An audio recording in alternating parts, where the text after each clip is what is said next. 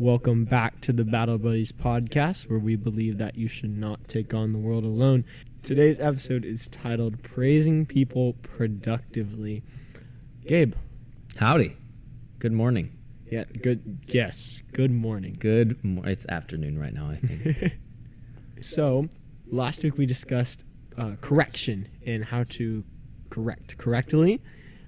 And this week we're talking about praise and diving deep into how to praise effectively, or as the title says, productively. How to praise people productively. Yes. I came up with that on my own, by the way. Yeah. It was going to be... We're going hard with the Oh, yeah. alliteration No, someone has to go through and count how many P's, words that start with P, we say in this podcast, because there will probably be quite a lot. It was meant to be that way. It was meant to sort of be...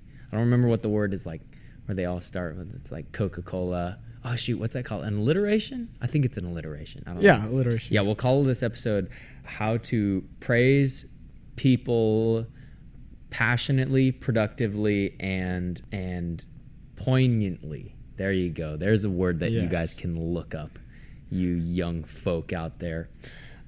So if I were to give a little bit of an intro of how I want this episode to sort of run, I want to give people some ideas on how to praise people properly, as the name suggests. And I think that praise can, first of all, mean a lot of different things. My base definition, and the base definition, of course, that is used by Merriam-Webster, is to express approval or favorable judgment.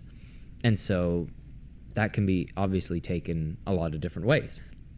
Expressing approval doesn't necessarily mean that you shout at the top of your lungs that this person is the best, and showing favorable judgment doesn't necessarily need to be done in a large or extreme manner, right? It can be done in small amounts too. And so we'll talk about all the different types of praise, or as many as I can lay out, I suppose, in whatever time we have, and go through them piece by piece, because I think it's important to know how to talk to people and why praise is important. I guess I'll start off with some of the things that I think praise should definitely be, the musts for praise. Praise should be clear. It should be descriptive.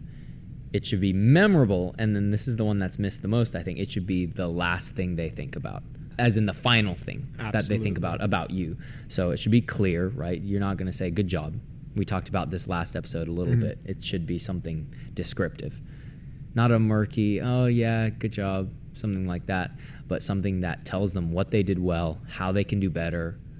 And I think that's praise too, but we can come back to that. Tells them how you're proud of them, essentially. I think that's really what praise is. If you're a figure of authority in someone's life, praise should really be showing them how proud you are of them.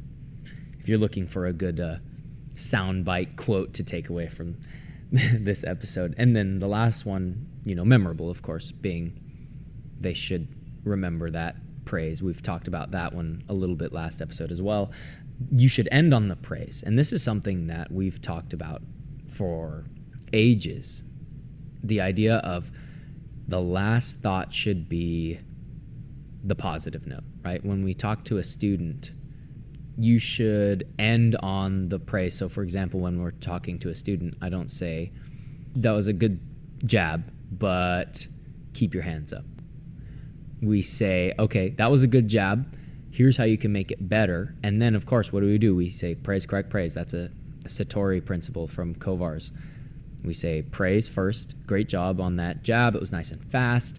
Let's make it even stronger. I want you to turn your body. All right, you did that.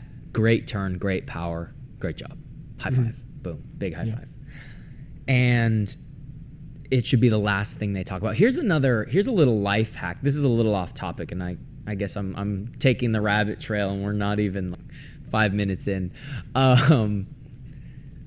You should always, when talking to people, here's a great way to give people bad news. So if, for example, Adam, you invite me to a party, and I can't make your party, Right? It was dumb anyway, so I didn't really want to go. But Wow.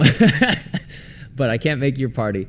And I could say, I'm sorry, Adam, I really, really wanted to go, but I can't make it, right? And that might disappoint you a little more than if I said, sorry, man, I couldn't make it, but I really did want to go, right? Something as easy as just flipping that paradigm, flipping the negative and putting it at the beginning and putting the positive at the end, so that the last thing they remember is the positive thing. The last thing that they think of is the positive thing. And we apply this to martial arts teaching through praise, correct, praise, right, and correcting our students' technique, but this can really be applied almost anywhere. Kind of like you said, if I have any sort of way that I need to tell someone something negative, I want to start positively and end positively, and I can get messy in the middle. Yeah. Right? Yeah. I can start the conversation positively, transition into, all right, here's the bad news, but then I always want to end it positively.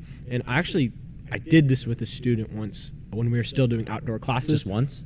Well, several times. I was going to say, of course, several times. You've probably done it hundreds upon hundreds probably. of times. If not hundreds, then 1,000 times. Yeah. But one that sticks in my mind in particular is during an outdoor class when we still had those. I had a student who was misbehaving in class, and then he did something that you really should not do in class. And so I took him off to the side and I said, hey, don't do that again. Here's why you shouldn't do that. But then I transitioned to, I know you can do better. I want to see you have self-control. Show me what you can do for the rest of the class. And I ended the conversation with giving him hope for improvement. Yeah. So that the whole conversation wasn't just, hey, you messed up. Hey, you messed up. Yeah. You're so bad at this. Yeah. And so that he kind of had some hope of, okay, like, I'm not going to do that again. Like, I gave him some hope for seeing him improve, and he did. And hope for getting your approval too. Yeah. Where you say, yeah, that's what I'm looking for. Great work. That's kind of what he's looking for, whether he knows it or not. Yeah, absolutely. Mm-hmm. And that kind of comes back, well, wrapping back to last episode when we talked about the poker chips. Mm-hmm. The poker chips being, if we go from the assumption that the most powerful phrase is the final one, which I think is true, then the most powerful phrase should be the one that gives the poker chips and not takes them, because then it's an augmented amount of chips that are given.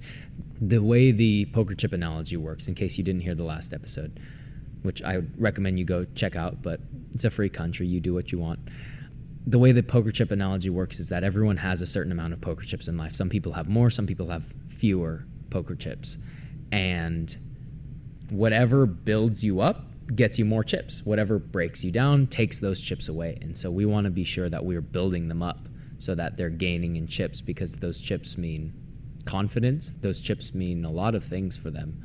And so making sure that they are supplied well is sort of our job, because once they run out, they know they're not going to play here anymore, right? If I have a kid in the gym and I take all his chips away, you're so bad at this, you need to focus more, you're not focused, you're not controlled, and they run out of chips, right? They're never going to want to come back. And so we talked a little more in depth about that. That's sort of a review, but once again, if the most important thing is the last one, that should be the one where I put the most emphasis on the praise. Yeah, absolutely. I really like that. Making praise memorable. I want to talk about this just for a little bit. We had a lot of stories last episode about praise, and I think those stories were great examples of when we made praise memorable. And I don't want to make too many references to last episode, because I want this episode to go watch it. Yeah. Do it. I want this episode to be able to stand on its own, but also you should definitely listen to the last episode, because I think this episode and last episode will go hand in hand. For sure. And the reason is because last episode talked about the impact that praise can have, and then this episode is going to be a little bit more tangible in like how you can actually praise, like how you should praise. Yeah. When it comes to making praise memorable, you have to know your students. That's and you true. have to know what, or whoever you're talking to. You have to have some ground in how they think and how they act. Yeah, and an example of this would be, I heard a story of a teacher once a school teacher who, whenever, and this teacher taught like kindergarten, first grade, it was around there. Whenever she saw a student doing something amazing in class or behaving really well, or maybe they were doing really well in their schoolwork, this teacher had a fake phone in the class. And whenever she saw a student doing something good, she would know what the student's favorite character or superhero was. And she'd go to the phone and she'd pretend to call that character. And she'd be like, "Hey, Spider-Man, I want to tell you how great Jeremiah is doing. And Jeremiah's doing super awesome, so I just wanted to tell you that, Spider-Man." And the kids would get super excited about that funny. because the person that they look up to is being told about how great they're doing.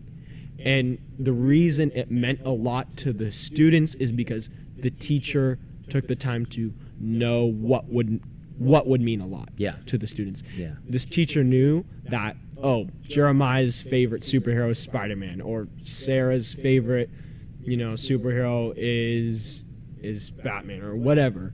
Like, when you know your students, you can have more impactful and more memorable praises because you can give them exactly what you know they want. Yes.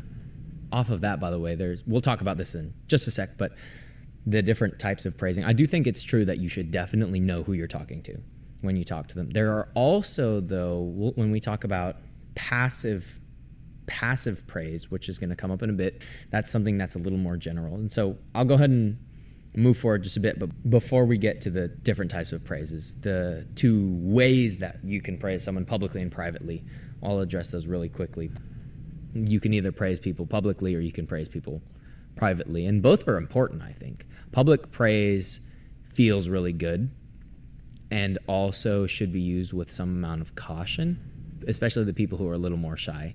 You should watch out for that because sometimes that's not what they want. And so that's something that we do need to be careful of.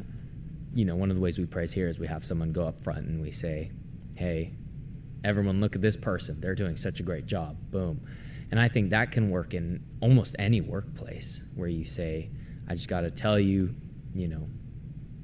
so-and-so, they've been really on point today. They've been getting all their they've been getting all their paperwork filed or whatever job it is, right? They've been working really hard, whatever it is." That is one way that you can praise, whether you're in business, whether you're working with kids, whether you're teaching martial arts, whatever it is. Private praise, I think, is a lot more personal in some ways, I think, but it's also you need to know them a little bit more, like we were talking about earlier. For example, I go up to someone and I say, "Hey, you've been making these improvements, great work." Something like that, and not addressing to a bunch of people. And so I said, last episode we talked about the story with Sarah. That was an example of private praise. That meant a lot because it was very personal. It was, I'm going to tell you something that I'm not going to tell anyone else, just you. And so those are just as important, I think. Yeah. It almost makes private praise there's a little bit of intimacy with it. Yeah, for sure. Because it gives the student or whoever it is, it's telling this person that here's something positive that's only for you. Yeah. And that's what makes it special. This is just your knowledge sort of thing. Right. Yeah, for sure. Yeah, so moving on to the types of praise. There are 3 types of praising people productively praises. And they are preventative praise, passive praise, and pointing praise. And I will, full disclaimer, yes, I did try to make them match because I thought that was dope. Because alliteration. Because alliteration, man. Come on. People are going to remember them better. So, preventative praise, passive praise, pointing praise. Preventative praise is, I think, the one that we, martial artists, we use the most. And I will say that I'm guilty of using it probably more than it should be used. Preventative praise is praising to stop behavior. And this is fairly general. You can go a lot further with this.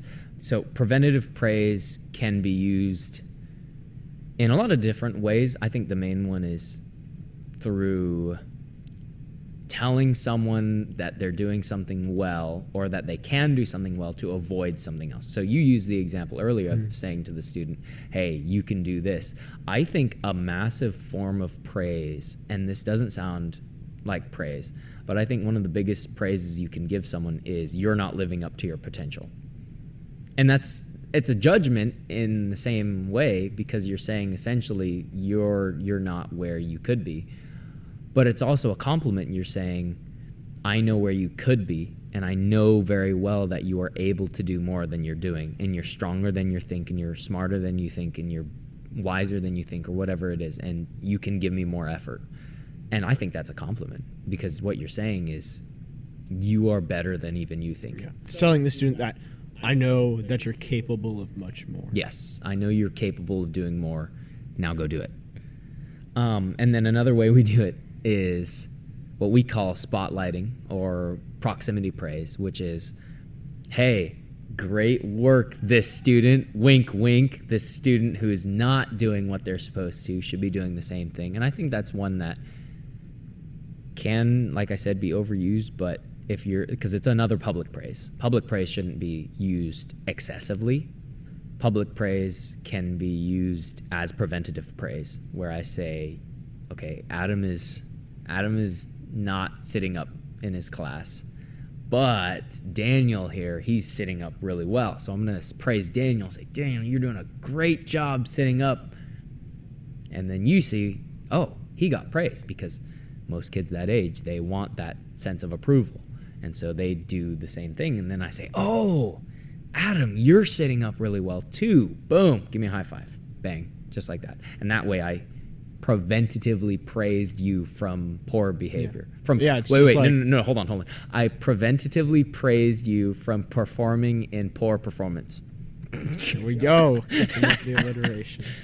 Yeah, it goes right with preventative discipline, which is what we talked about. I almost said last week, but I have to remember this is a bi-weekly. This is a bi-weekly 6 podcast. weeks ago, we talked about. Never mind. Like you were saying, back to episode 6. We're just gonna talk all day about episode 6 because it was. You should really go watch. You should really go listen to episode 6. The idea of changing behavior, not stopping it. So I could say to that student, "Hey, stop doing that," and they'll stop. But instead, what if they change it themselves? What if I'm not the one telling them to do something? That is so much stronger, because then they're affirming in their own mind, right? Going into a little psychology here. If I say to a student, okay, stop doing that, they know, okay, I'll stop. But if I trick them, and it's not really a trick, it's if I trick you when you were splayed out laying down on the mat into sitting correctly, when you learn, right? You learn that when I sit correctly, I get a high five. When I sit correctly, I get praised. And so you're going to want to do that more, because you know when you do, there's positive reinforcement, right? That's what it is, positive reinforcement. When something happens correctly, when I do something correctly, I get praise for it. And so that's how preventative praise can work, to change behavior, not just stop behavior. So passive praise. I like to think of passive praise as encouragement. And I think this is one of the most important, especially for, I don't want to say older people because that sounds weird, for not kids, for teens, for adults, for people who are, we run into plenty of adults who aren't confident in themselves in this line of work, and that's normal.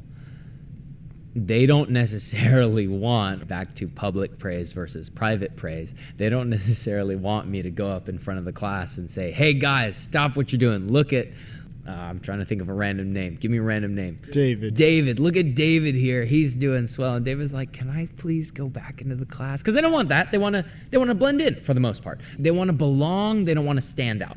They want to belong to it. Yes, they want to be there. They want to feel like this is their home, but they don't want to feel like they're on the spotlight, because that's scary. Everyone's looking at you, whether you're doing the thing correctly or not. And so what I think that means is that passive praise should come in a lot more. So passive praise can be done publicly or privately. Passive praise publicly done looks like group praise. Right? So I'm not going to say, in front of everyone, yeah, great job, Scott. Scott's like, what did I do? Even though he did the thing correctly, he might not necessarily want it. And once again, gauge your audience. Some people like that, some people don't. But public praise can be group praise. You guys have been doing amazingly. You guys are on fire on this drill, right? You guys have been working really hard. I love this effort I'm seeing from y'all. Things like that, where once again, you're part of the collective, so you're a part of that. And if you want to take it a step further, if you want to do that and you're publicly, passively praising for a specific person, you look them dead in the eyes when you say that. You guys, boom, I look at Phyllis because she's the shy one. I want to build her confidence. I say, you guys have been doing amazingly. You all have been doing really well. And you look at them because now they know I am a part of the group. I'm a part of this group that is doing well, and that feels good, right? That feels good because that means I'm contributing to the praise. I am part of the praise. And once again, now you are being praised passively by me praising the group. And so privately, the way it looks, and it's not going to be to the collective, it's going to be to the individual, of course. Privately, if I go up to you and I'm watching your moves, so martial arts context, right? I'll talk about not martial arts context. If I'm watching your moves and you're doing something well, I say, great moves. Is that clear and descriptive? No. But what I'm doing is I'm making them remember it's the last thing that they hear from me. And I don't make it, hey, let's talk about this. That was great. Which is fine. But I say instead, I leave it relatively light and passive. And I say, great work. Great work. And I think there's times for that too, where you don't go, how do I say it correctly? Where you don't go ballistic with the praising. There's time for gentle praise as well, and something as easy as encouraging them as they go. And so not in the martial arts setting, to step out of the gym for a sec, what this looks like for people is encouragement. Oh man, I could talk about encouragement for a while because I think encouragement is something that we lack. Encouragement for people is so much easier than you think. And I'd love to give you like a set, this is what it looks like, this is how you do it. I think that's even simpler than that. It's just when you have the opportunity to give someone a yes or an exactly, that's right. In a conversation, you say, this is this, and I say, yes, it is. That's encouragement right there. Because what did I just tell you? I told you that you're correct. Mm-hmm. You're smart because you knew that thing. Yes. And I said, exactly, that's right. That's an easy way to praise someone. That doesn't take a whole lot of work. I think that people need that encouragement, and something as easy as what's called the mirroring technique, right? You say something and I say, oh yeah, that's true. Or you say, we went to the store today. And I say, you went to the store. And I'm showing you passively that I listen. I'm showing you passively that I understand what you're saying. I show you passively that your story isn't boring because I'm engaging in your story. And so I think that helps a lot build people's confidence in speaking with other people, if you're looking for one in particular. But man, people need so little encouragement. That's the thing that gets me the most, is because I've seen some people who have never been encouraged. Yeah. And even the small, right, and this isn't, and by the way, I'm not just talking kids. I've seen a lot of kids who have had no encouragement. I've seen some adults. I've seen some people in their 20s or 30s or sometimes even older, and they've never had a real solid encouragement in their life. And so maybe you're the one to break the mold, and say, you're doing well, and in whatever way that might come. Mm-hmm. Yeah, praise should be like a spring of water for someone in the middle of a desert. Yes. And sometimes... That was a deep analogy. Did you just make that up? I did. Dude! All right, this needs to go on the wall. This needs to go on the wall somewhere. We're going to put this up. But yeah, and sometimes those people have been in the desert for a really long time. But that's what makes praise so important, because when you give them the water, it makes them willing to keep going through the desert. Yeah. And it makes it so much sweeter too, because maybe you're the and I wouldn't say this is a let this not at all be taken as a call to not praise people.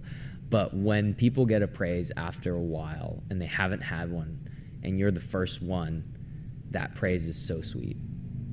Especially when it's from someone who you respect, or someone that you care about, or someone that you value, or someone who is in a position of power over you. When that person gives you that praise, it means a lot. Yeah. It definitely means something. I still remember when I was a yellow belt back, this must have been 8 years ago. So Max had only been around for maybe 3 years, I think.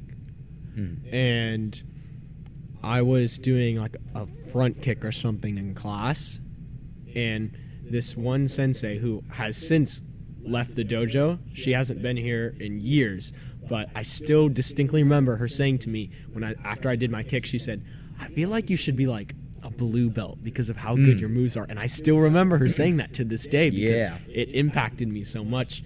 And that just goes to show, like, you don't know how much what you can say can impact someone. Yes. Like, it can really mean something. Oh, for sure. I still remember my first, if she's listening, hi, my first big compliment from my coach, Katie. And I don't want to, we'll talk about it soon. I don't want to spoil anything else, but I plan on having some cool guests on coming soon. No spoilers. But I remember being on my level 1 certification, my first certification. And I was terrified because I was in Combat Sports Academy, their home gym, right? The belly of the beast. And being pretty scared of everything going on. And I'd met Katie once before, I think, maybe once. And she was doing the cert. We finished the cauldron, which is really hard. And I'll leave it at that because I don't know how much I'm allowed to say to the public about this stuff. The cauldron is suck. We'll leave it at that. I finished the cauldron, and I think, man, they must think this guy is such a wimp. Why is he even here? What is he doing here? And that's all going through my head, of course. And we get to the teaching part, and I do my teaching drill. And after all the yelling and cussing me out and saying, go harder, work harder, Katie says a compliment to me that I will never forget as long as I live. And that quote was, "I can tell that you teach a lot." And that compliment will stick with me probably till the day I die. And it meant so much because, well, one, I was trying to get her approval so I could pass. And two, she was in a position of power. And three, she had my respect. She was way more knowledgeable and wise than I might ever be.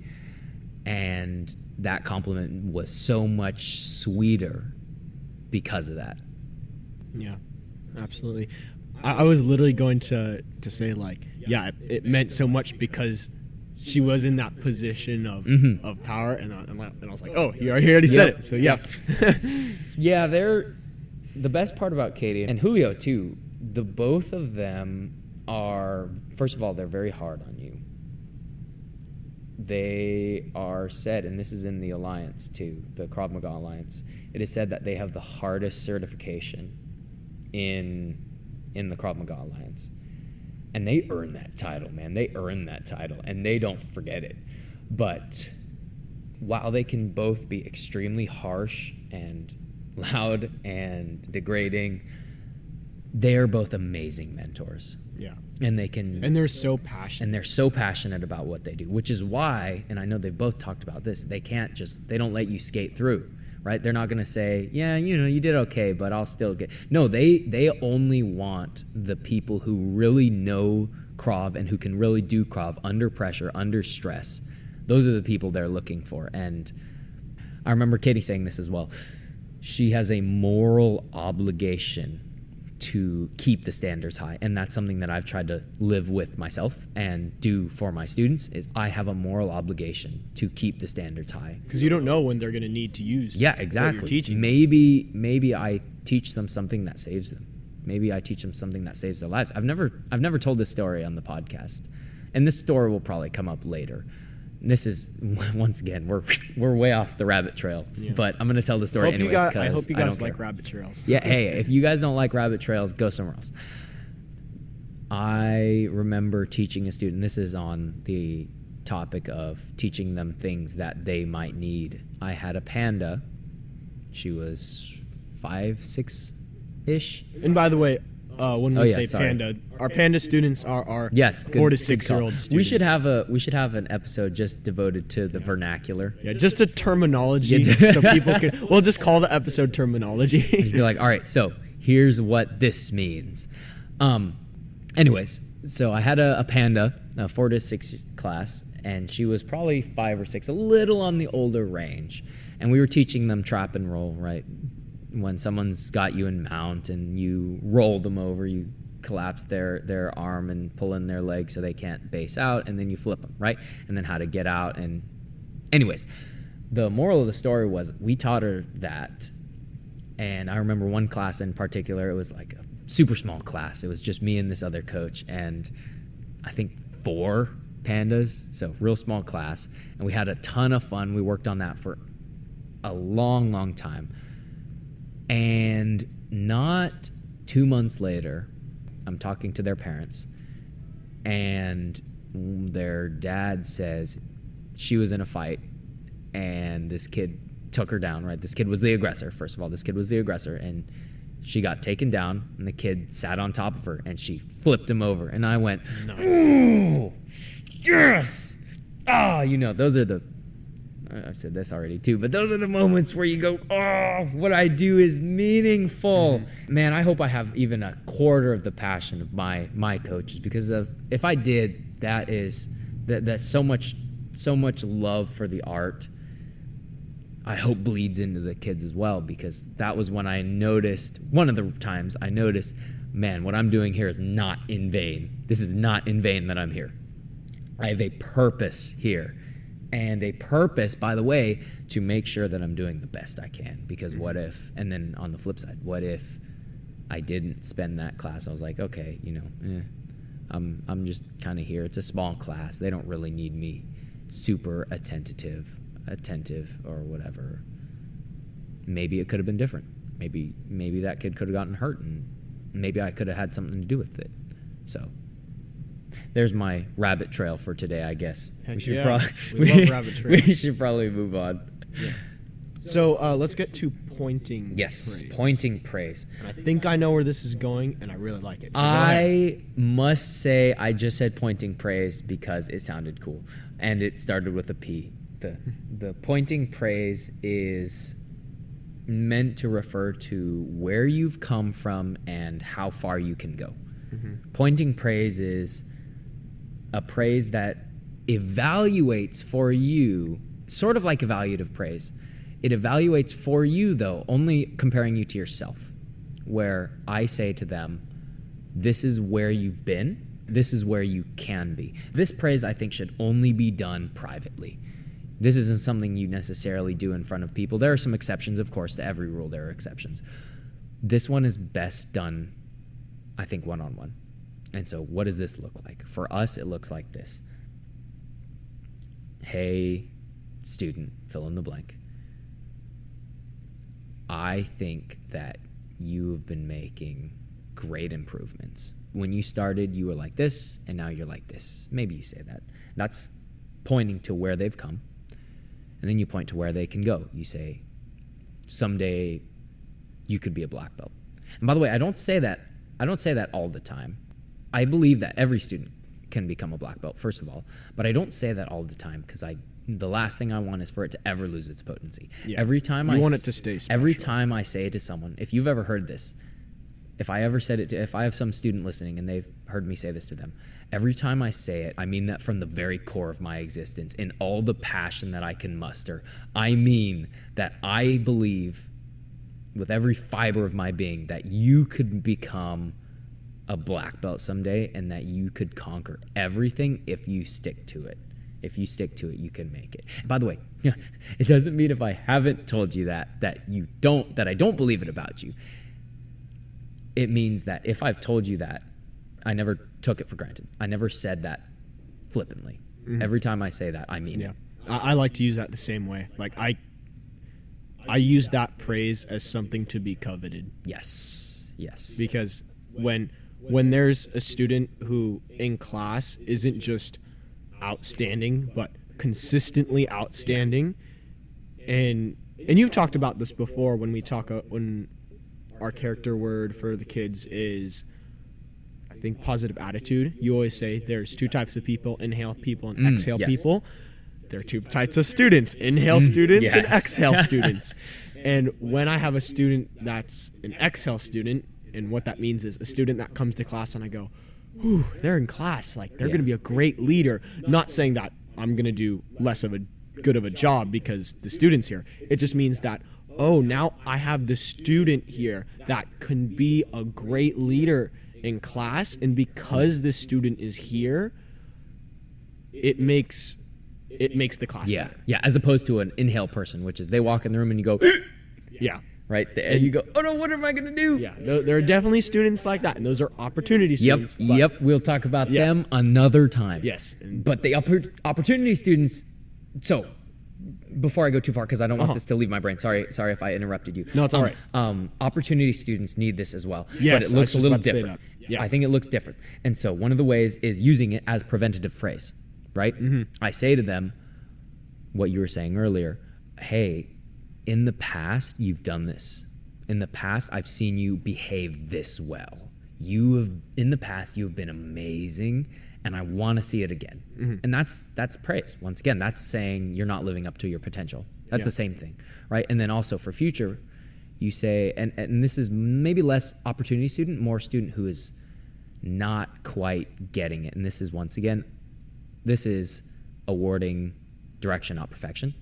You say, hey, it takes time, and you've already improved this much. Imagine how good you're going to be in a year. Yeah. Imagine how good you're going to be in 5 years or 10 years when you've been here for more of your life than you haven't been here. I've been in martial arts for 4/5 of my life. The more time you're here, the better you grow, and I think it grows exponentially if you try to make it grow. I would say I've learned more now in the last 2 years than I learned in the past 8. Yeah, I definitely agree with that. I think I improved more since I got my black belt than before I got my black belt. Yeah. Because what they say is when you get your black belt, you've mastered the basics, and that is so true. Yep. When I got my black belt, I was opened up to such a bigger world of martial arts. I think I said this on the podcast before, but it was like Harry Potter going into Diagon Alley, and it's like, whoa, there's this huge world of magic. For me, it was like, whoa, there's this huge world of martial arts. I don't know what that means, but I believe you. I don't do Harry Potter. Yeah. I'm not big. I'm not like deep in the Harry Potter verse, but I know enough to make analogies. To make cool sounding analogies about Harry Potter, man. Yeah, but just to cycle back a little bit. Gen Z Harry Potter? Never mind. Oh no. Wait, did you? I heard about that. Yeah. Oh my goodness. Yeah. Okay, for those listening, I'm sorry. This is another rabbit hole. They made I think it was a whole book of Harry Potter in Gen Z language. Don't look it up. Keep it from your minds. Yeah. Once it's in there, it will eat you apart until there's nothing left of it. Okay, stay away from it. Burn it if it's near you. Yeah, the curiosity. Kill on sight. Yeah, the curiosity is going to kill you, but just don't trust us. Don't Man, we've gotten so many rabbit trails today. I love it. We're like all over the place. Yeah, but just to cycle back a little bit. Please. You were talking about how opportunity students need that praise too, but you use it in a different way. It's where you tell them, I've seen how you can behave before, so I know you can behave now. When you do see them improve, that's when you can use that pointing praise, and you say, look, you did improve, and because you did improve, I can see you making a great black belt one day. And that is going to be incredibly impactful, especially for a student who previously was receiving the The no. Yeah, the no. I almost said the finger, not the finger, like the pointer finger. The pointer finger that shakes at you and says, Yeah, you don't exactly. do that.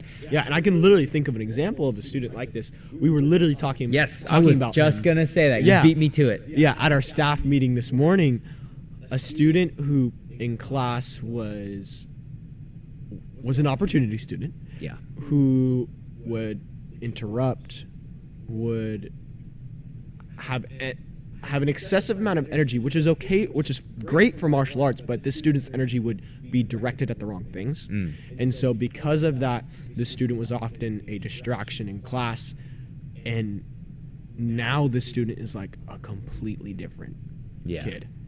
I think that's literally what Sensei Matt said this morning, is this student is a completely different kid. You wouldn't even know that he was this way in the past. And I remember I remember him in the past. He was a handful. I would have some days where we'd just have a heart to heart, and I'd say, "Look, man, you're getting up there in rank. You're, say, a blue belt now, and this is the way you're acting, man." And it took him a while, but once he started flipping the script, if you will allow me. Once he started flipping the script, you noticed, and you could see him changing more rapidly and more rapidly, and then he got into a leadership program, and more rapidly, and now he's where he is now, where he's on the brink of a black belt. He'll go out of his way to help people too. He'll go out of his way to be a help. And so, man, it gives me chills just talking about the student. Massive paradigm shift. Those are the success stories, and that's how important and how helpful something such as pointing praise can be. And when we see students like this going in the right direction, because again, reward direction, not perfection, we need to make sure we're on top of those praises. On top of it. Because if this student starts going in the right direction and we don't praise it, we just let the desert just exist, and this student starts going in the right direction, he can go back. Yep. And so we need to make sure we provide water to the desert. Yes, for sure.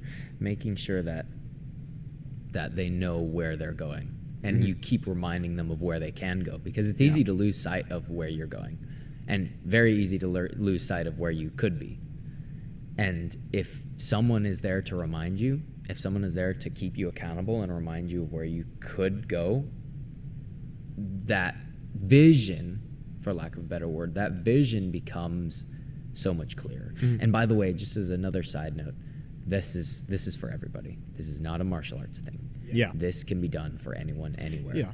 And I think everyone starts hobbies or activities with a vision in mind. So I think when it comes to martial arts, people, especially kids, start martial arts because they saw something awesome in a movie or a TV show, and they're like, I want to be able to do that. And that's their vision of what they want to be one day. And them wanting to be a certain way is what makes pointing praise impactful. But you can really use this for anything. Yeah. Like, if you remind someone of where they want to be, then that's highly motivating. And you know what, man? If you don't have anyone, if someone's out there listening and they don't have anyone who does that for them, first of all, come train with us, right? I'll give it to you. But if you don't have anyone, right, you can still do that yourself. Remind yourself every day. Make a list of the things that you want to be, or a list of the thing you want to be, and chart a course maybe, but keep reminding yourself of that list. Yeah. And celebrate the milestones. Yes, the mini milestones, not the mega ones. Celebrate the mini milestones, the small incremental improvements. Now we're back to episode 1. How do we keep looping back? We're so good at this, guys. Yeah. Man, we're now officially yellow belts at podcasting. Heck yeah. No, I'm just kidding. I think in the first episode we said we're white belts at podcasting. Yep. And if we didn't, then we've been saying it outside of the episodes. Yes, we are white like, belts at podcasting. Yeah, we've just maybe we earned our first black stripe. Maybe. But no, we're still definitely white belts. Yeah. We've just been reminding each other, like, remember, like, we're not going to be super awesome at this because we're just starting out, and it feels good to improve. Yeah, and you know what? I have had, although not a ton, I've had people come up and say, hey, I like the podcast. And I go, really? Oh, yeah. I mean, really? Yeah, of course. Yeah, it's great, you know. And that praise is helpful, too, because I know if nothing else, this podcast will help 3 people.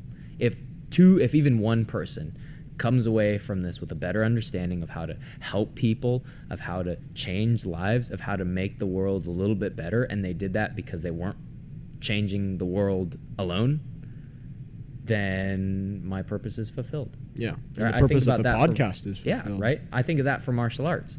If nothing else, and I was talking to this, I might have said this last episode. I don't know. If I did, I apologize. We're using that phrase a lot. I might have said this in the last episode. You know, when you make so many of them, you just lose track, you know? Maybe you guys should go listen to the previous episode. Maybe you should go listen to episode 6. I was talking to a parent. I swear I did say this, but I'm going to say it anyways, okay? I don't care. You should have listened to episode 6. This is your fault. This is not my fault. This is your fault, okay? In episode 6, I noted that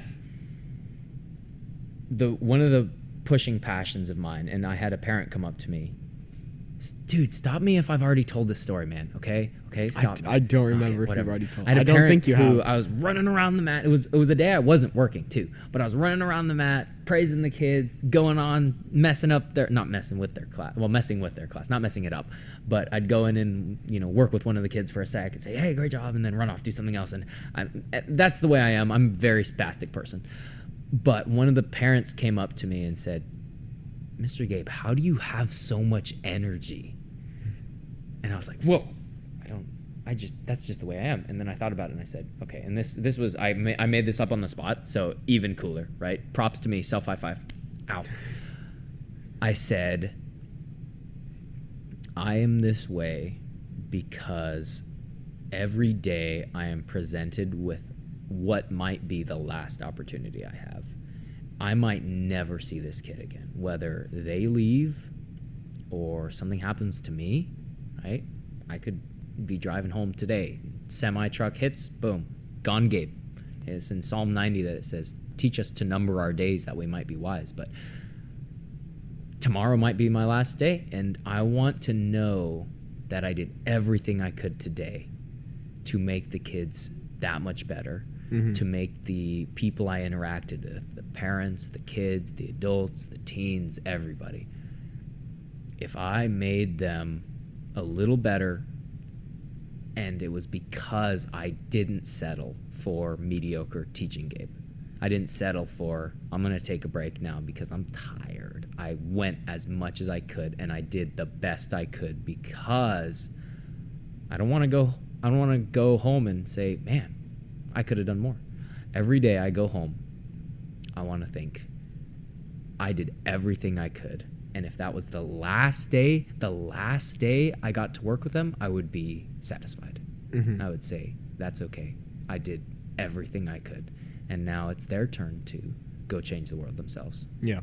A message that I want to start spreading with our junior instructors is you want to be the reason that a student either learns something or is better at something. And I brought this up with one of our junior instructors this week because I'm really trying to... I've seen them get out of their shell a lot recently, mm-hmm. but I want them to get out of their shell even more because, it's that exact thing we were talking about earlier, which is I know they're capable of more. Yeah. And I just want to keep nudging them. And mm-hmm.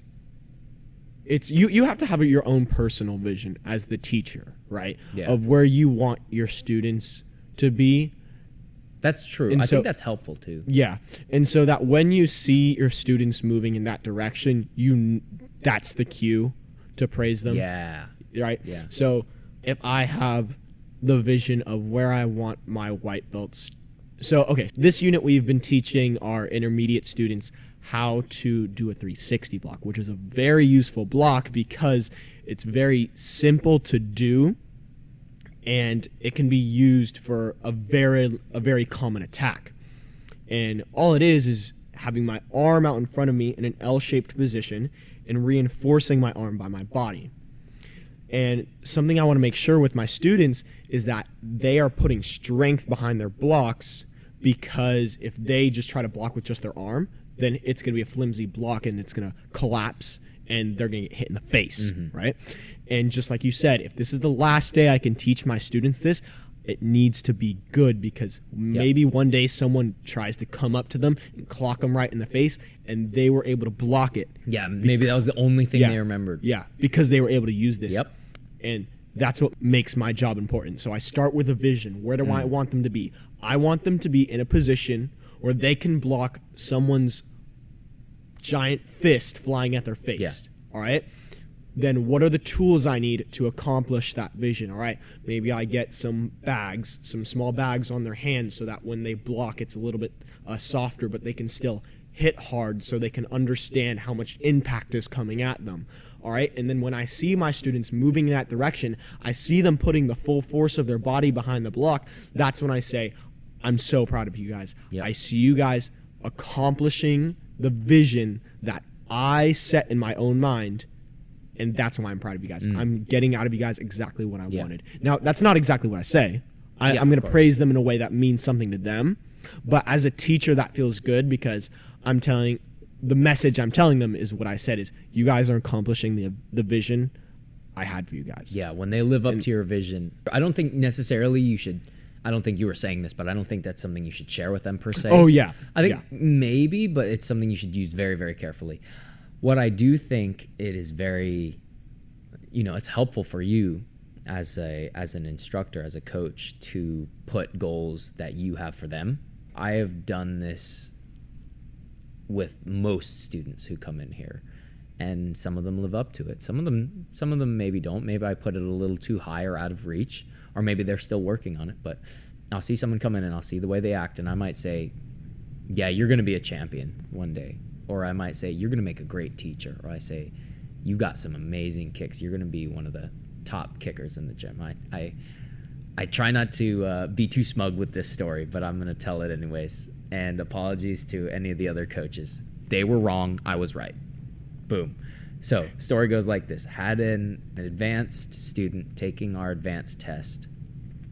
And this advanced student did a very good job, in my mind, with their form. They did a great job with their form. And I thought that it was one of the best forms I had seen, because I saw in that person that they had very good strength, but they also had good proficiency with their kicks. They had good kicks. They had good strikes in general. They had good flow. The moves went well into each other. Anyways, I just saw all these things, and I was a younger instructor at the time, but I said I thought that was one of the best forms I've seen in a while. And no disrespect to my other instructors, but a lot of them said, it was okay. I wouldn't say it was the best. I would say it was all right. I said, no, that was a great form, and that person is going to go on to do even better ones. So it turns out I'm actually a prophet, because that person then went on to perform some of the best forms that our gym has seen, and all the instructors would say, oh, that was great job, this person has some of the best forms around. And I'd think to myself, hee I already said that, I called, dude, I knew it, you're wrong. And I try to be humble about that, because I don't want to be a turd. I fall prey to being a jerk sometimes, so I got to watch it, but it was reassuring to me to see this vision that you had came to fruition. And of course, I had a little hand in that too. And of course, their success is my celebration. So when they succeeded, I definitely celebrated. Yeah.